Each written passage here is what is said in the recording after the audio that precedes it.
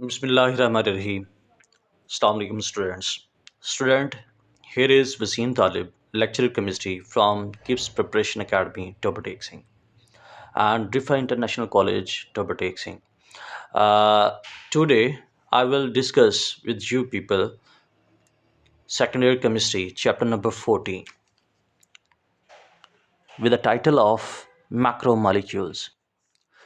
Student macromolecules इस chapter को पढ़ने से पहले सबसे पहले हमें पता होना चाहिए कि मैक्रोमोलिक्यूल्स होते क्या हैं। Macromolecules are the molecules in which large number of atoms are present. Large number of atoms are present, number one. Number two, they have higher molecular masses. ऐसे मॉलिक्यूल्स जिनके अंदर लार्ज नंबर ऑफ एटम पाए जाएं और वो higher molecular message रखते हों, उन्हें हम मैक्रोमोलिक्यूल्स कहते हैं। और ये जो मैक्रोमोलिक्यूल्स का कंसेप्ट है, it was given by a scientist known as Staudinger. It was given by Schrödinger, and this concept was accepted by the different scientists in 1920. 1920 के अंदर ये एक्सेप्ट हुआ था। ये जो स्ट्रोडिंगर था, इसने कुछ और भी अपनी वर्क के अंदर कुछ चीज़ें ऐड की, जिसमें फार्मूलाज ऑफ डिफरेंट पॉलीमर्स उसने डिस्कस किए, फार्मूलाज। और इसने जो फार्मूलाज डिस्कस किए थे वो पॉलीस्टाइरीन के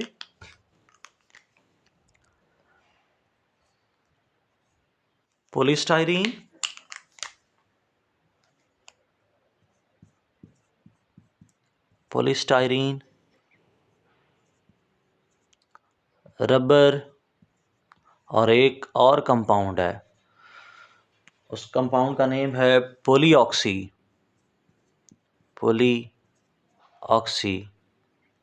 मिथाइलिन,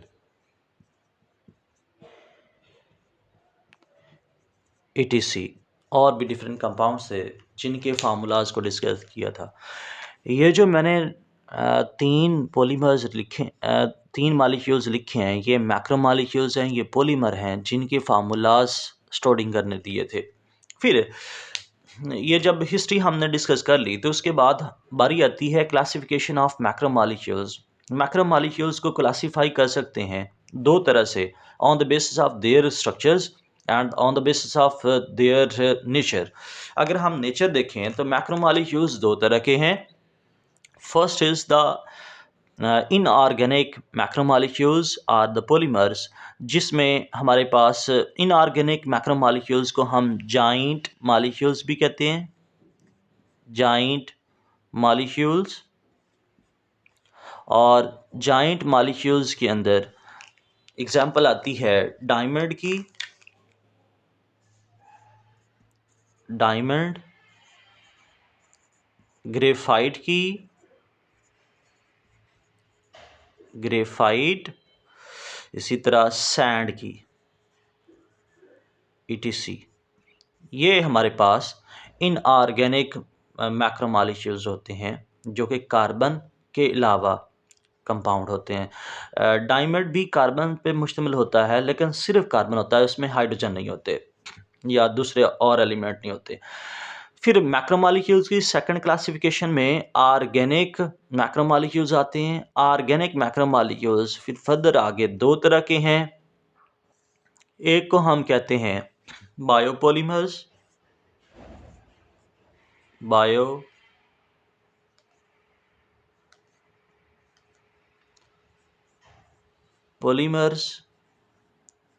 और सेकंड है सिंथेटिक पॉलीमर्स। जो बायोपॉलीमर्स हैं इनको हम नेचुरल पॉलीमर भी कहते हैं। और नेचुरल पॉलीमर में आते हैं carbohydrates, proteins, lipid and nucleic acid ETC। यानी कि वो वाले मैक्रोमोलेक्यूल्स जो लिविंग बॉडीज़ के अंदर बनते हैं, लिविंग बॉडीज़ के अंदर प्रोड्यूस होते हैं, उन्हें हम कहते हैं biopolymers. Synthetic polymers are the polymers that are formed in laboratories. फिर इसके अंदर ना सिंथेटिक पॉलीमर में हमारे पास रबर आता है, रबर, फिर प्लास्टिक आता है, फिर सिंथेटिक फाइबर आते हैं जिससे हमारी लेदर इंडस्ट्री चलती है या टेक्सटाइल इंडस्ट्री चलती है। अगर हमने क्लासिफिकेशन पढ़ लिया है, मैक्रोमोलेक्यूल को भी पढ़ लिया है, फिर मैक्रोमोलेक्यूल को हम पॉलीमर कह रहे हैं, तो पॉलीमर क्या होता है इसको भी डिस्कस करना बहुत ज़रूरी हो जाता है। Polymer is a macromolecules that is made up of large number of monomers. ये ऐसा मॉलिक्यूल है, ऐसा मैक्रोमोलेक्यूल है जिसमें large number of repeating unit होते हैं, रिपीटिंग यूनिट्स होते हैं, और उन रिपीटिंग यूनिट्स को हम कहते हैं मोनोमर्स। इसका मीनिंग है polymer is the combination of hundred and thousands of monomers. Student, ये तो हमने क्लासिफिकेशन पढ़ ली और पॉलीमर के बारे में डिस्कस कर लिया। अगर हम अब देखें तो मैक्रोमोलेक्यूल या पॉलीमर आने की वजह से इस दुनिया के ऊपर क्या असर हुआ, इम्पोर्टेंस इसकी क्या है, स्कोप क्या है, सिग्निफिकेंस क्या है, तो अब हम सिग्निफिकेंस को डिस्कस करेंगे कि हमारे पास पॉलीमर्स की सिग्निफिकेंस क्या है। अभी हमने पढ़ा है जो पॉलीमर हैं ये दो तरह के हैं। एक को हमने नेचुरल पॉलीमर या बायोपॉलीमर कहा है, नेचुरल पॉलीमर्स, और दूसरों को हमने कहा है सिंथेटिक पॉलीमर या man made polymer, synthetic polymer. और ये दोनों पॉलीमर अगर हम देखें तो हमारे डेली लाइफ में यूज़ होते हैं, फूड, क्लॉथ्स, मेडिसिन्स, टेक्सटाइल्स के अंदर, ये सारे के सारे, यानी कि हम लिख सकते हैं they are use in daily life के अंदर यूज़ होते हैं। तो फिर हम कह सकते हैं सबसे ज़्यादा जो हमें सराउंड कर रहा है इस इरा के अंदर, कोई मॉलिक्यूल, कोई मैक्रोमोलेक्यूल, कोई पॉलीमर, वो हमारे पास प्लास्टिक है। तो हम कह सकते हैं we are living in an era known as plastic era. और इस प्लास्टिक इरा में जो सोसाइटी जन्म लेती है, जनरेट होती है, उस सोसाइटी को हम प्लास्टिक सोसाइटी कहते हैं, प्लास्टिक सोसाइटी। अच्छा स्टूडेंट, प्लास्टिक जो हम यूज़ करते हैं या एक सिंथेटिक पॉलीमर जो यूज़ कर रहे हैं, इसके कुछ फ़वाइद भी हैं, कुछ नुकसान भी हैं, एडवांटेजेस भी हैं, डिसएडवांटेजेस भी हैं। वो disadvantages, advantages in terms of pollution है, in terms of not degradable है, क्योंकि जो प्लास्टिक्स हैं या सिंथेटिक पॉलीमर्स हैं ये मोस्टली नॉन डिग्रेडेबल होते हैं और हमारे इन्वायरमेंट को पोल्यूट कर रहे हैं। इसके बारे में हमने डिस्कस करना है। फिर जब हमने इम्पोर्टेंस को डिस्कस कर लिया तो अब हम आते हैं स्ट्रक्चर्स ऑफ पॉलीमर्स। तो दूसरी क्लासिफिकेशन हम करते हैं on the basis of their structures. तो पॉलीमर तीन तरह के हैं on the basis of their structure. सबसे पहले linear polymer, linear, and number two branched linear polymer, and number third, interconnected or cross-linked polymer या इंटरकनेक्टेड पॉलीमर,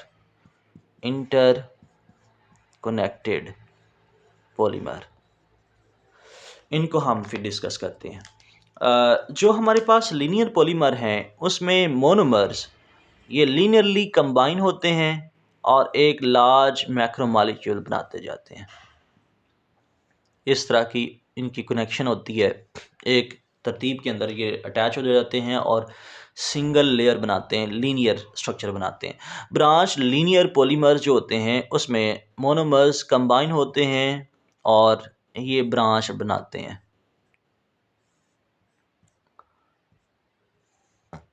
इस तरह की ये ब्रांचेस बनाते हैं। अब ये ब्रांचेस स्टार्ट हो जाएंगी बनना, मोनोमर्स कंबाइन हो रहे हैं और ये ब्रांच बनती जाएगी।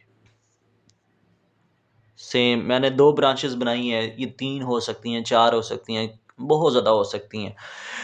और आखिरी बात जो हमारे पास ना लिंक्ड या इंटरकनेक्टेड पॉलीमर्स में हमने डिस्कस करनी है, उसके स्ट्रक्चर को डिस्कस करना है। यहाँ पे लेयर स्ट्रक्चर होते हैं, मोनोमर कंबाइन होते हैं, लेयर स्ट्रक्चर बनाते हैं, लेकिन लेयर स्ट्रक्चर के साथ साथ ये इंटरकनेक्टेड लेयर्स होती हैं। ये हमारे पास लेयर मैं बनाता जा रहा हूँ और ये जो लेयर हैं ये एक दूसरे के साथ इंटरकनेक्टेड भी होंगी, क्रॉस लिंक्ड भी होंगी।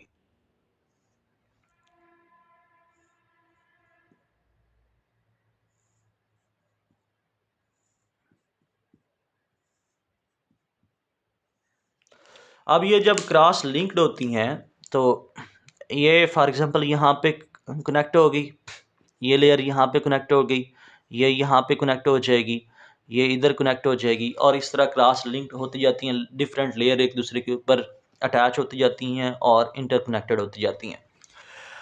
इसके बाद एक और इम्पोर्टेंट कंसेप्ट आता है डिग्री ऑफ पॉलीमराइजेशन, जिसे डीपी कहते हैं। Degree of polymerisation is the number of repeating monomers, number of repeating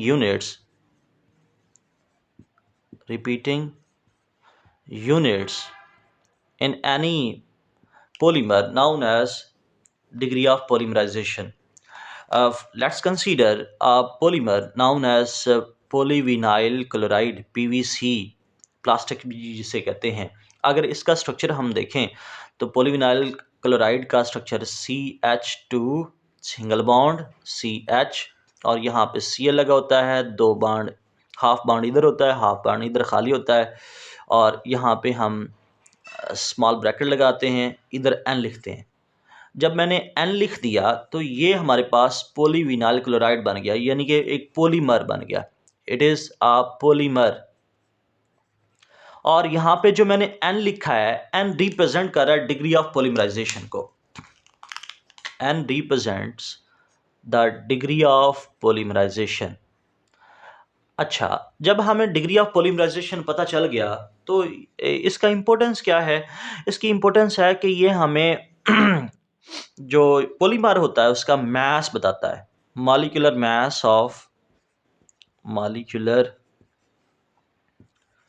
mass of polymer can easily be understood through degree of polymerization. जो molecular mass of polymer है is always equal to the degree of polymerization, the multiple of degree of polymerization and the molecular mass of monomer, mass of one monomer। अगर हम इसको discuss कर लें, इन दोनों का multiple ले लें तो हमें पता चल जाएगा कि उस मैक्रोमॉलिक्यूल, उस पॉलीमर का मास क्या है। अगर मैं यहाँ पे पोलीविनाइल क्लोराइड में डिग्री ऑफ पॉलीमराइजेशन 1000 ले लूँ, तो अगर 1000 ले लूँ तो मुझे पता चल गया डिग्री ऑफ पॉलीमराइजेशन 1000 है। मैं यहाँ पे 1000 पुट करूँगा और मोनोमर जो है ये CH2 CHCl इस मोनोमर का मास मुझे पता चल जाए, एक वन मोनोमर का मास पता चल जाए, तो मैं इजीली उस पॉलीमर का मास निकाल सकता हूँ। पॉलीविनाइल क्लोराइड में जो मोनोमर है वो विनाइल क्लोराइड है और उसका मास होता है, मॉलिक्यूलर मास होता है 63। मैं 63 से मल्टीप्लाई करवाऊंगा तो वो जो मेरे पास मैक्रोमॉलिक्यूल होगा, पॉलीमर होगा, उसका मॉलिक्यूलर मास मैं कैलकुलेट कर लूँगा। यानी कि डिग्री ऑफ पॉलीमराइजेशन बहुत इंपॉर्टेंस रखता है ये कंसेप्ट।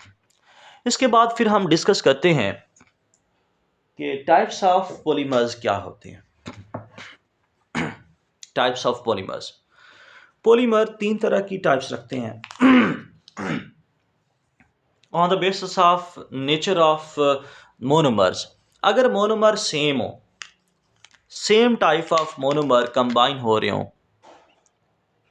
सेम या आइडेंटिकल मोनोमर्स कंबाइन हो रहे हों और एक पॉलीमर बन रहा हो, उसे हम होमोपॉलीमर कहते हैं। यहाँ पे जो लफ्ज़ होमो है, इसका मीनिंग होता है सेम। पॉलीमर ऐसा पॉलीमर जहाँ पे मोनोमर सेम तरह के अटैच हो रहे हों। इसकी एग्जांपल में अगर हम एक एग्जांपल लें तो पॉलीविनाइल एसीटेट PVA, हम एक कंपाउंड लेते हैं जिसका नाम पॉलीविनाइल एसीटेट है। अगर इसका कंपाउंड देखें CH2 डबल बॉन्ड CH और यहाँ पे कार्बन ऑक्सीजन, फिर कार्बन डबल बॉन्ड ऑक्सीजन और यहाँ पे CH3 लगा होता है।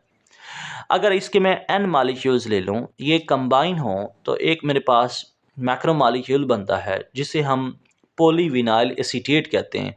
CH3 CH single bond CH और यहाँ पे OCOCH3 एंड सो ऑन, इस तरफ ये बढ़ते जाएंगे और यहाँ पे एक मैक्रो मॉलिक्यूल N मैं लिख दूंगा, क्योंकि N नंबर ऑफ मोनोमर मैंने लिए हैं, N लिख दूंगा तो ये एक पॉलीमर बना which is known as polyvinyl acetate. और पॉलीविनाइल एसीटेट में सिर्फ एक तरह का मोनोमर मैं कंबाइन करवा रहा हूँ जिसे मैं विनाइल एसीटेट कह रहा हूँ। इसी तरह कोपॉलीमर में दो तरह के, को का मतलब होता है मुआवन, एक दूसरे के साथ, जिस तरह को एजुकेशन होती है। Copolymer is the polymer in which two different monomers are combined with each other. Monomers are combined with each other to form a polymer known as copolymer. Copolymer में एग्जांपल अगर हम लें तो हमारे पास ना vinyl acetylene and maleic butyl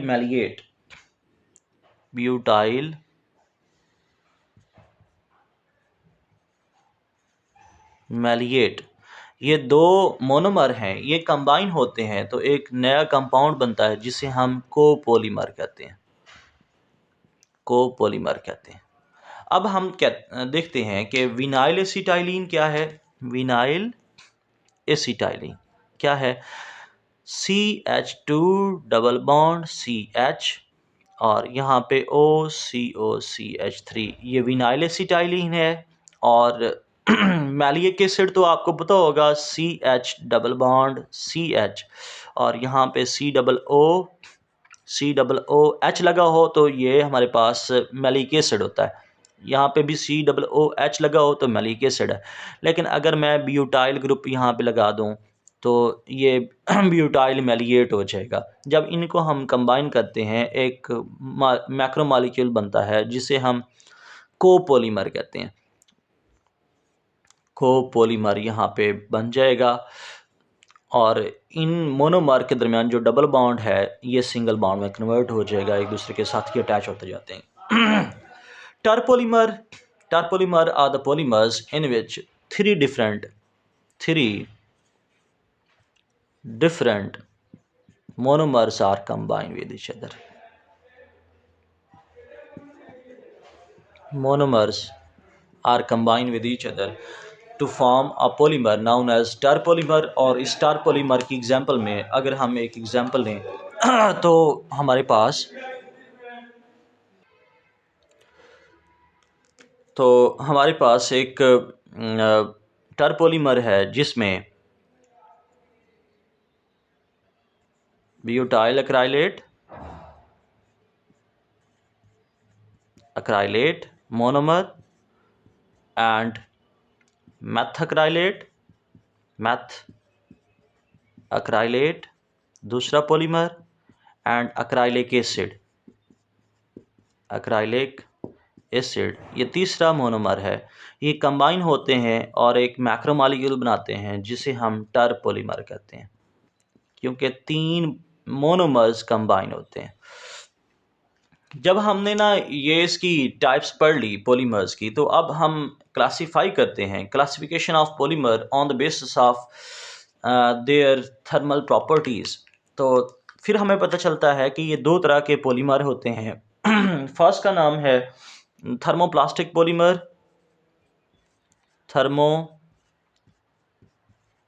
polymer and second is thermosetting polymer. अब हम पढ़ेंगे थर्मोप्लास्टिक पॉलीमर क्या होते हैं और थर्मोसेटिंग पॉलीमर क्या होते हैं और इनकी एग्जांपल को डिस्कस करेंगे। ले जी, अब हम पहुंच गए हैं थर्मोप्लास्टिक पॉलीमर के ऊपर। Thermoplastic polymers are the polymers which can repeatedly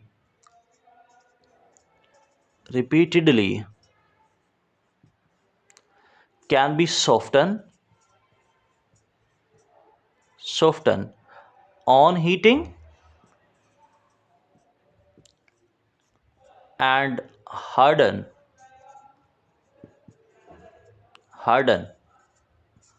on cooling करने पे वो हार्ड हो जाए और हीट करने पे वो सॉफ्ट हो जाए, तो उसे हम कहते हैं, ऐसे पॉलीमर को कहते हैं थर्मोप्लास्टिक पॉलीमर। और इसकी एग्जांपल में, थर्मोप्लास्टिक पॉलीमर की एग्जांपल में आता है पीवीसी प्लास्टिक,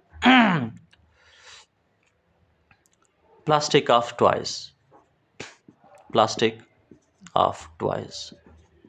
टॉयज़ की जो प्लास्टिक होती है, उसको हीट करने पे वो किसी भी शेप में मोल्ड हो जाते हैं। हम फिर कह सकते हैं thermal plastic polymers are those polymers that can be molded in any shape,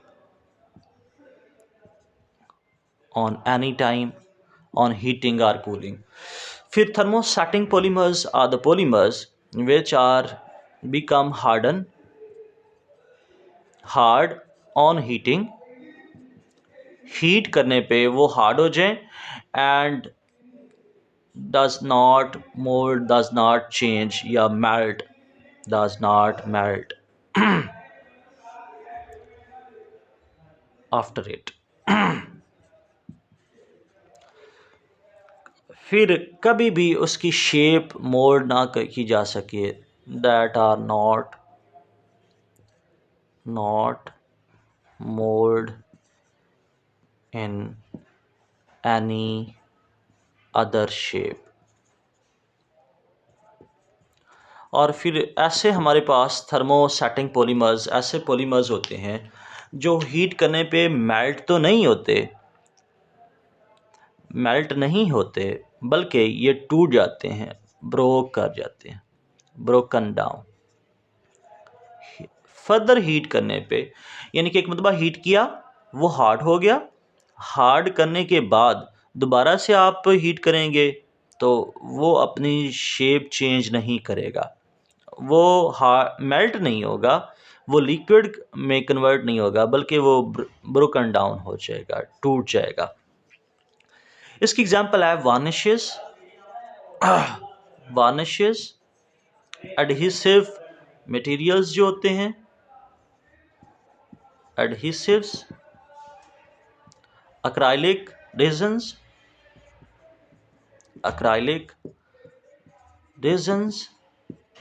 ETC। ये ऐसे हमारे पास पॉलीमर्स हैं जिनको हम थर्मोसेटिंग पॉलीमर्स कहते हैं, जो कि कभी भी अपनी शेप चेंज नहीं करते। और आखिरी बात, जो प्रॉपर्टीज़ ऑफ पॉलीमर होती है, that depends upon structure and composition.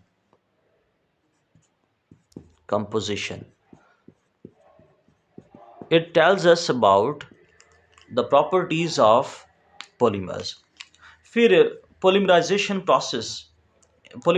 Process सबसे पहले जो इंट्रोड्यूस किया गया था, एक साइंटिस्ट ने इंट्रोड्यूस किया था जिसका कैरोथर नेम है। और कैरोथर ने जो ये कंसेप्ट दिया था पोलीमराइजेशन का, ये 1929 के अंदर दिया था। Polymerisation is a process in which monomers are combined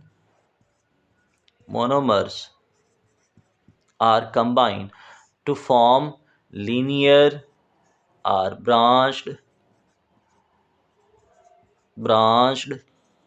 or ring macromolecules or polymers। अच्छा, फिर ये जो पोलीमराइजेशन प्रोसेस है ये दो तरह का होता है। एक पोलीमराइजेशन प्रोसेस को हम एडिशन पोलीमराइजेशन कहते हैं, और दूसरे को हम कंडेंसेशन पोलीमराइजेशन कहते हैं। और इंशाल्लाह नेक्स्ट सेशन के अंदर हम पढ़ेंगे कि एडिशन पोलीमराइजेशन क्या है और इसका मैकेनिज़्म क्या है। फिर हम पढ़ेंगे कंडेंसेशन पोलीमराइजेशन क्या है और इसका मैकेनिज़्म क्या है और उनके रिएक्शंस क्या हैं, इसकी इम्पोर्टेंस क्या है। आज के लिए इतना ही। कोई क्वेरी हो, आप कोई क्वेश्चन पूछना चाहते हैं तो मेरे चैनल को सब्सक्राइब भी कर लें और बेल आइकन को प्रेस भी कर लें, और कमेंट्स अच्छे कमेंट्स करें, शेयर करें। और कोई क्वेश्चन है तो कमेंट्स के अंदर ज़रूर पूछिएगा, मैं इंशाल्लाह उसको उसी कमेंट्स के अंदर डिस्कस करने की कोशिश करूँगा। अल्लाह हाफ़िज़।